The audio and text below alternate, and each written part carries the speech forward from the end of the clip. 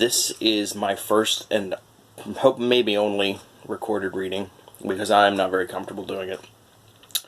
But I told Miss Sadie I would do one for her birthday. So here we go. I chose a semi-obscure story that first appeared in this anthology, Bumps in the Road, edited by Chad Lutzke. You might have heard of him. Anyway, this story is called LIDS. Dennis stood on the edge of the road and stared at the field, at the blackened square where the house once stood. There were a few charred timbers jutting from the rubble, like skeletal fingers pointing to the sky. Dennis remembered from his childhood in that home 18 birthdays, 17 Christmases, probably close to 6,000 days and nights. He toddled and stumbled, walked and ran, laughed and cried over those years. The house had burned while he was at college. His mother had been at work. His younger brother had been sleeping in the attic room. They had always joked he could sleep through the end of the world, and hopefully he had. Dennis closed his eyes and the tears ran. He took off his hat, a black fedora, and looked at the picture pinned inside. A cherubic-looking boy with brown moppish hair, a big smile, large brown eyes, a red sweater with snowflakes on it. It was his brother's 5th grade photo. He touched the picture lightly with a trembling fingertip and raised the hat to his face. Dennis whispered into the hat and let it go, and it floated high into the air where it was swallowed by tumorous clouds. A few rays of sunshine punched through the veil and warmed his wet face, and it felt peaceful. Dennis walked back across the road into the dusty car that waited for him. He opened the trunk and removed another hat. It was another fedora. This one was brown and lightly plaid. He put it on, got in, and slowly drove away. The mountains in the distance remained that way. No matter how much pavement or time passed by, Dennis didn't care. The cemetery was large, rows and rows of tombstones and markers, like teeth in green gums. The trees that hedged the graveyard whispered and swayed in the light wind. Dennis knelt before the grave of his father. It was in the same section as those of his pap and nanny. A few uncles and aunts resided there as well. Dennis had never bothered to visit before. He smiled tightly and recalled those long-ago Sunday family gatherings.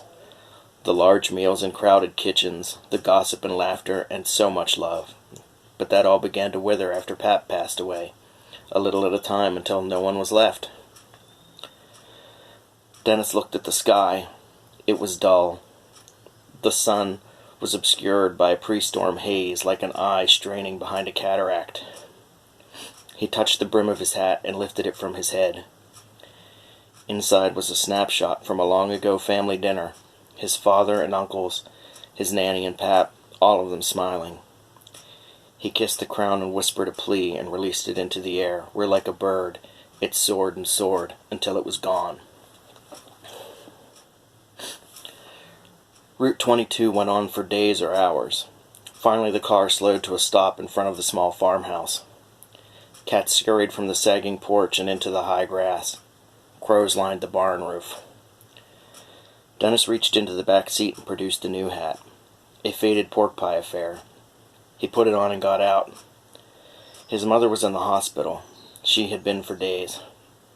He figured he would go and see her, but he knew how that was going to play out. He'd played this program more than once. Her picture kissed the top of his balding head.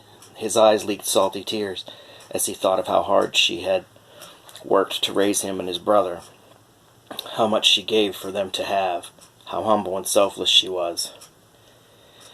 And he managed to call her maybe once a week, twice at best. That was enough, right?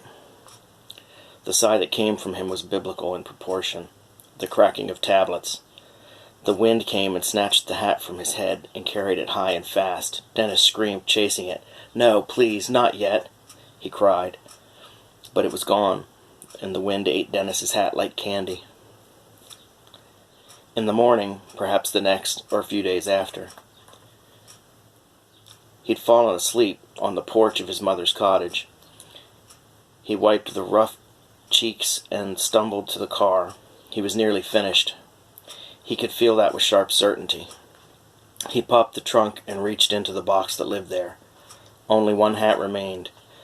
It was a gray fisherman's cap, sweat-smelling wool and cracked leather.